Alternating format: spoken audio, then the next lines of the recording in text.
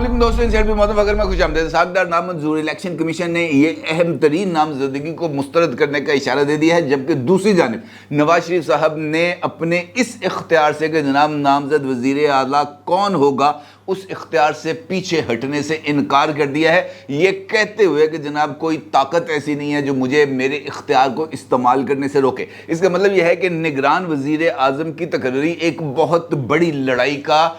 जिसे हम कह सकते हैं आगाज़ होने जा रही है। और नवाज शरीफ साहब की तरफ से जो जुमला मुस्लिम लीग नून के ज़राए जिस बात की तस्दीक कर रहे हैं, वो जुमला अपने अंदर ही बहुत ज़्यादा ख़तरनाक है और वो इस बात की तरफ इशारा कर रहा है कि जनाब there will be no compromise अगर ये इख्तियार नवाज शरीफ साहब ने इस्तेमाल कर लिया तो। क्योंकि मुस्लिम लीग नून के एक अहम तरीन लीडर ने इस बात का इंकशाफ किया है, ख़ुद बराह रास्त गुफ्तगू करते हुए, कि जनाब नवाज शरीफ साहब से जब इस हवाले से बातचीत की गई तो नवाज शरीफ साहब का ये कहना था कि किसी और का मुतालबा कबूल नहीं करेंगे। और ये जो किसी और है, यही बुनियादी तौर पर एक बहुत बड़ा इशारा है। और पाकिस्तान में जब भी हम ऐसे ढके छुपे अल्फाज के अंदर बात करते हैं, न्यूट्रल्स कहते हैं, खलाई मखलूक कहते हैं, महकमा ज़राअत कहते हैं, नामालूम कहते हैं, तो इसका मतलब यही होता है कि हमारा इशारा पाकिस्तान की इस्टेब्लिशमेंट की तरफ ही है। और अगर नवाज शरीफ साहब ने इस एक जुमले के ज़रिए इस्टेब्लिशमेंट को ये पैगाम देने की कोशिश की है कि जनाब ऐसा निगरान काबिल कबूल नहीं जिसकी निगरानी करनी पड़े, तो इसका मतलब ये है कि जनाब यहाँ पर जो सूरत हाल है वो ज़रा थोड़ी सी गड़बड़ होती हुई नज़र आ रही है। दूसरी जानिब पाकिस्तान पीपल्स पार्टी ने भी निगरान वज़ीर आज़म के लिए मुतबादल नाम लाने का ऐलान कर दिया है। और ये बात उनका ये मानना है कि जनाब अभी तक मुस्लिम लीग नून के साथ निगरान वज़ीर आज़म के हवाले से किसी तरह का कोई जो है वो इत्तफाक़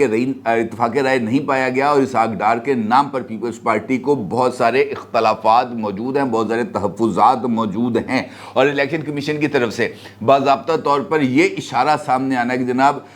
इसहाक डार साहब की तैनाती को इलेक्शन कमीशन अपने इख्तियारात को बरूए कार लाते हुए मुस्तरद कर सकता है। इस सारी सिचुएशन ने एक नई बहस का आगाज़ कर दिया है, क्योंकि इससे पहले ये तासुर आम था कि इसहाक डार साहब का नाम लाया गया है सिर्फ एक फिलर के तौर पर सज्जी दिखा के खब्बी मारने के लिए। लेकिन बाद में सिचुएशन थोड़ी सी सीरियस होती हुई नज़र आ रही है और इसकी आड़ के अंदर जो खेल है शायद वो मेरी और आपकी तवक्कुआत से बहुत ही ज़्यादा बड़ा है। इस सूरत हाल में सवाल पैदा होता है और बहुत ही इंपॉर्टेंट सवाल है कि इसहाक डार के नाम पर इत्तफाक़ राय क्यों नहीं हो सका, इलेक्शन कमीशन क्यों ये नामजदगी कबूल करने के लिए तैयार नहीं। क्या इस खेल में कोई और डार्क हॉर्स भी मौजूद है? क्या इस खेल के चक्कर में इंतखाबात को मुलतवी कराने का कोई इम्कान मौजूद है? और क्या वजह है कि जो हुकूमत है वो इलेक्शन एक्ट के सेक्शन 233 के सब सेक्शन ए और बी दोनों में तरमीम करने के लिए तैयार है, जिसका जिक्र कल मैंने एक वीडियो में किया था। और रात को इसहाक डार साहब ने खुद आदिल शाह ज़ेब साहब के साथ इंटरव्यू के दौरान इस बात की उन्होंने तस्दीक की, इस खबर की उन्होंने तस्दीक की कि जनाब बिल्कुल इलेक्शन एक्ट का सेक्शन 230A और 230B दोनों के अंदर तरमीम का इरादा है। और ये तरमीम इसी हफ्ते नेशनल असम्बली से मंजूर करवाकर सेनेट में भी पेश कर दी जाएगी और सेनेट से मंजूरी के बाद इसको सदर ममलिकत के पास पेश कर दिया जाएगा। तो फिर ये जो सूरत हाल है ये और ज़्यादा संगीन होती हुई नज़र आ रही है। इसका मतलब ये है कि पसे पर्दा कुछ ऐसी रस्साकशी चल रही है जो इस पूरे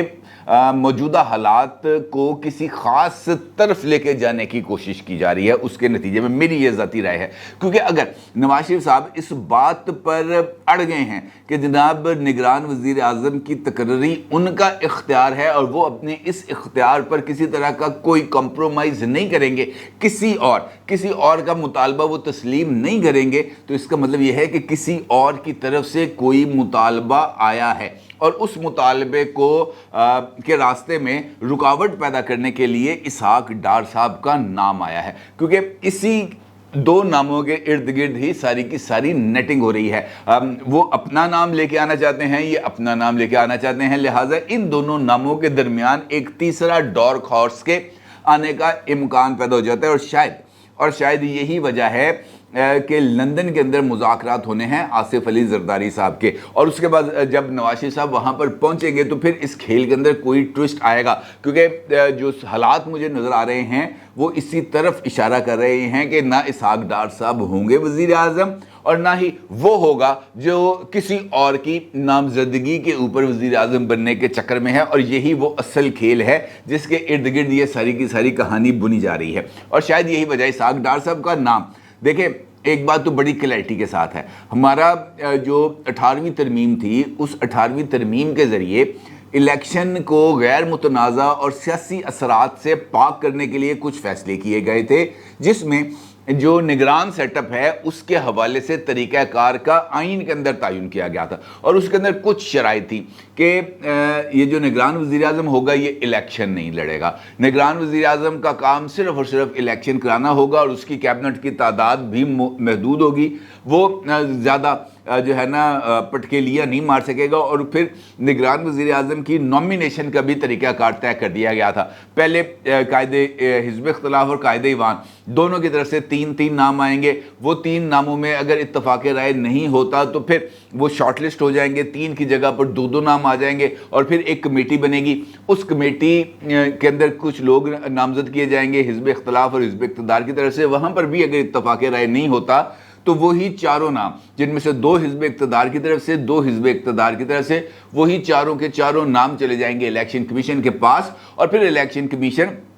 اس کے اوپر فیصلہ کرے گا کہ جناب کس بندے نے وزیر اعظم کا عہدہ سنبھالنا ہے. یہ طریقہ کار بالکل آئین کے اندر واضح کر دیا گیا ہے, اس کے اندر کسی طرح کی کوئی تحریف کی گنجائش نہیں ہے. ہاں موجودہ حالات میں یہ بات کہی جا سکتی ہے کہ اس مرتبہ یہ جو نگران وزیر اعظم کی تقرری ہے یہ پہلے مرحلے میں ہی قائد ایوان اور قائد حزب اختلاف دونوں کی موجودگی میں طے ہونے کا امکان ہے, کیونکہ قائد ایوان ہیں جناب شہباز شریف صاحب اور قائد حزب اختلاف ہیں جناب راجہ ریاض صاحب, تو ان دونوں کے درمیان کچھ زیادہ اختلاف کا امکان نہیں ہے, کیونکہ راجہ ریاض صاحب نے اگلا جو الیکشن لڑنا ہے وہ نون لیگ کی ٹکٹ پہ لڑنا ہے, لہٰذا انہوں نے اپنی ٹکٹ پوری کرنے کے لیے, اپنی ٹکٹ کو سیکیور کرنے کے لیے ہر اس بات کو تسلیم کرنا ہے جو شہباز شریف صاحب کہیں گے, کیونکہ شہباز شریف صاحب تو ٹکٹ ایشوئنگ اتھارٹی ہیں, ٹکٹ کے اوپر جو دستخط ہیں وہ شہباز شریف صاحب کے ہونے ہیں, لہٰذا راجہ ریاض صاحب کے پاس تو اس بات کی گنجائش ہی نہیں کہ وہ شہباز شریف کو ناراض کر سکے. اس سچویشن میں اسحاق ڈار صاحب کی نومینیشن کا امکان بنتا ہے اگر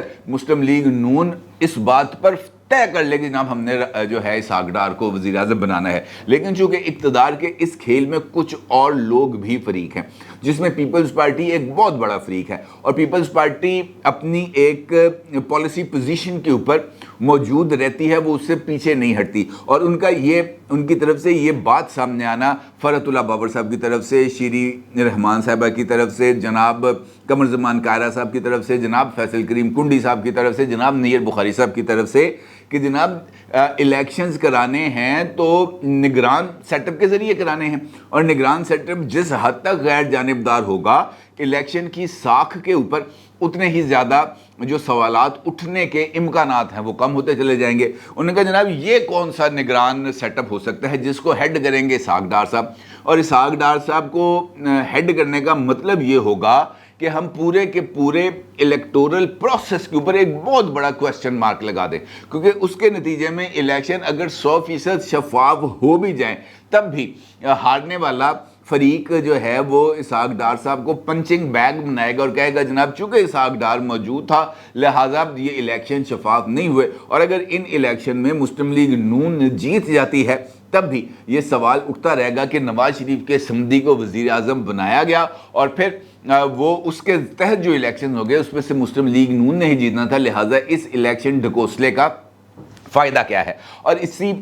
بات کو لے کر پیپلز پارٹی کی طرف سے تحفظات بھی ہیں, البتہ انہوں کا یہ ضرور کہنا ہے کہ جناب ہم اتفاق رائے کے لیے آخری حد تک جائیں گے اور اتفاق رائے پیدا کرنے کی کوشش بھی کریں گے. زرداری صاحب اور بلاول صاحب دبئی میں موجود ہیں, ممکنہ طور پر ان کی نواز شریف صاحب سے ملاقات ہو سکتی ہے اور اس کے اندر اس معاملے پر غور و فکر کیا جائے گا. البتہ پیپلز پارٹی کا فیصل کریم کنڈی صاحب کا آن ریکارڈ یہ بات سامنے آئی ہے کہ جناب ہم اپنے کچھ نام بھی نگران وزیر اعظم کے لیے دیں گے. پھر ڈارک ہارس کون ہوگا, کیونکہ اگر اسحاق ڈار صاحب نہیں ہیں, اگر کسی کا طرف سے پیش کیا گیا نام نہیں ہے تو پھر وہ نام کون ہوگا؟ کیونکہ اس کے لیے بھی جو چیزیں ہیں وہ بڑی واضح ہیں۔ پیپلز پارٹی اور نون لیگ کا اس بات پر اتفاق ہے کہ نگران وزیر اعظم ایسا ہونا چاہیے جس کی نگرانی نہ کرنی پڑے۔ دونوں یہ چاہتے ہیں کہ انتخابات ہوں، اور اس کے ساتھ ساتھ وہ یہ چاہتے ہیں کہ نگران سیٹ اپ کو جو بندہ ہیڈ کرے وہ ٹیکنوکریٹ نہ ہو، پولیٹیشین ہو، یا پولیٹیشین کم ٹیکنوکریٹ ہو سکتا ہے، لیکن اس کا سیاست میں ہونا بہت زیادہ ضروری ہے۔ اس حوالے سے جو نام پہلے زیر گردش تھے، مجھے ایسا لگتا ہے کہ ان ناموں میں سے کوئی بھی نام، چاہے وہ مفتاح اسماعیل کا ہے، چاہے وہ شاہد خاقان عباسی صاحب کا ہے، چاہے وہ محسن بیگ صاحب کا ہے، چاہے وہ حفیظ پاشا صاحب کا ہے،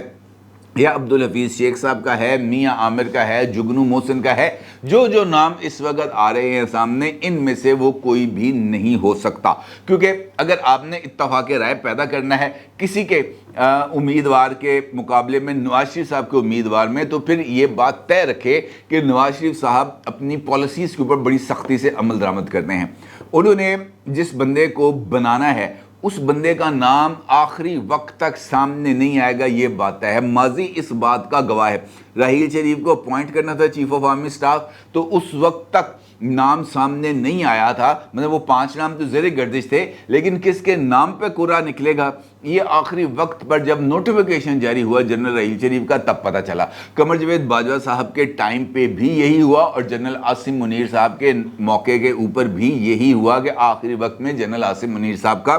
نام سامنے آیا۔ البتہ یہ ضرور ہے کہ چیزیں زیر گردش رہتی ہیں۔ اس مرتبہ بھی نواز شریف صاحب نے اگر اسے فیصلہ کرنا ہے کہ نگران وزیر اعظم کون ہوگا، تو یہ ممکن نہیں ہے کہ وہ اس حد تک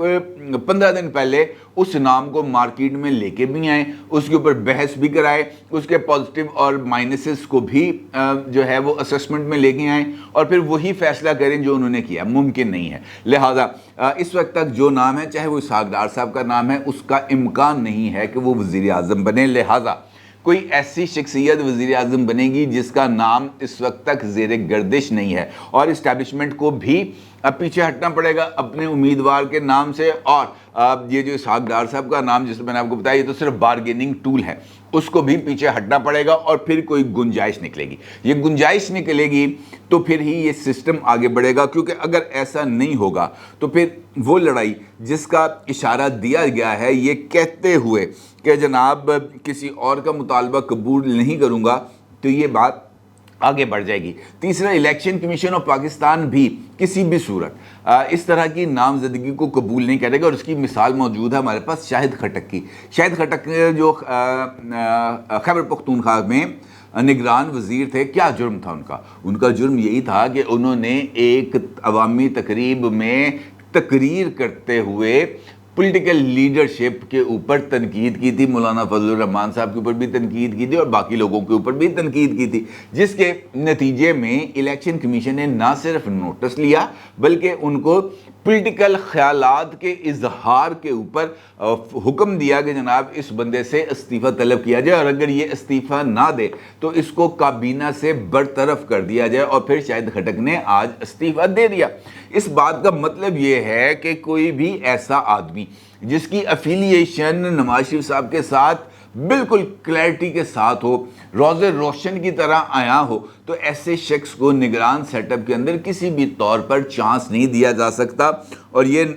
جو فیصلہ تھا شاہد خٹک صاحب کا، یہی وہ امپورٹنٹ اشارہ ہے الیکشن کمیشن کا کہ جناب ایسی کوئی نامزدگی چاہے وہ اسحاق ڈار صاحب کی ہو، یہ کسی بھی طور پر قابل قبول نہیں ہوگی۔ اس کا مطلب یہ ہے کہ کوئی ایسا پولیٹیشین جو اکنامک فرنٹ کے اوپر بھی ڈیل کر سکے، اور اس کے ساتھ ساتھ وہ نون لیگ اور پیپلز پارٹی کو بھی کمفرٹیبل پوزیشن پہ رکھ سکے، وہی امیدوار جو ہے وہ بنے گا نگران وزیر اعظم، اور اس کے پاس وسیع تر اختیارات بھی ہوں گے۔ اس کا مطلب یہ ہے اس بات کا کہ مسلم لیگ نون اور پیپلز پارٹی نے کی ٹاپ ٹیئر لیڈرشپ نے اس بات پر اتفاق کر لیا ہے، اس نام پر اتفاق کر لیا ہے کہ کون بنے گا نگران وزیر اعظم، اور اس کو وہ تمام تر اختیارات بھی تفویض کیے جائیں گے جو نگران سیٹ اپ کے دوران ہونے والے دوسرے اور تیسرے IMF کے جائزے کے لیے ضروری ہوں گے۔ اس کا مطلب یہ ہے کہ اب جو نامزدگی ہونی ہے اس کے لیے صرف نون لیگ اور پیپلز پارٹی نے اسٹیبلشمنٹ کو قائل کرنا ہے، اسٹیبلشمنٹ کو اپنے نام سے پیچھے ہٹنے پر قائل کرنا ہے، اور اس کے لیے آصف علی زرداری صاحب نے 2 دن قیام کے بعد لندن جانا ہے، جہاں پر